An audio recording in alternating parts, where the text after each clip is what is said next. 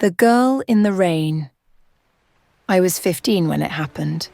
It was a cold, rainy night, past 1 a.m, and hunger pulled me out of bed. With nothing at home, I threw on a hoodie and headed to the nearest Mcdonald's. The streets were empty, the kind of quiet that makes every sound feel louder. Rain dripped steadily from the rooftops, and thunder rolled in the distance. As I neared the store, I saw her. She stood just outside the entrance, wearing a McDonald's uniform and the warmest smile I'd ever seen. Her name tag gleamed under the flickering streetlight. "Hi there," she said. "Hello," I responded.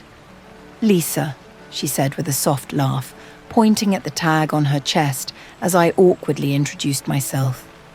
I'd seen her before, always from afar for a long time behind the glass. I never had the courage to talk to her. Until now. But she said she had to get back to work, so I smiled, nodded, and went inside.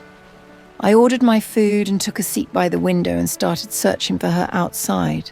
The rain slid down the glass. Lightning lit up the sky in brief flashes. That's when I saw her again, Lisa. Now she was standing in the middle of the street. No umbrella, no coat, just standing in the pouring rain.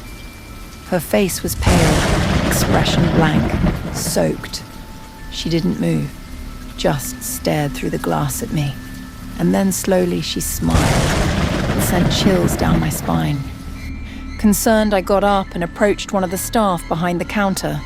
"Hey," I said, pointing outside. "Your co-worker, Lisa. She's standing out there in the rain. She looks not okay." The worker furrowed her brows.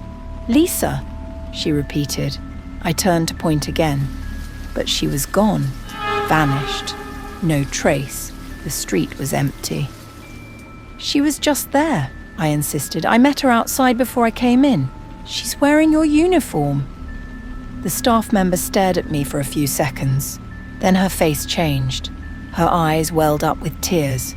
"You saw her?" she whispered. "What do you mean?" "Yeah, just now, she drowned," the staff member cut in softly.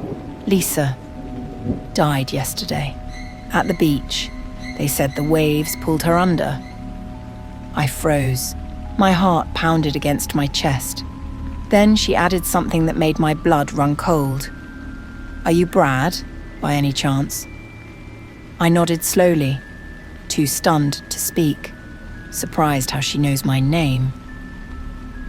"She talked about you all the time," the girl said through tears. "We all thought you were close." I collapsed back into the chair, my legs too weak to hold me. Tears burned in my eyes. I didn't understand what just happened, but I knew one thing for sure. Lisa had come back, one last time, to say goodbye.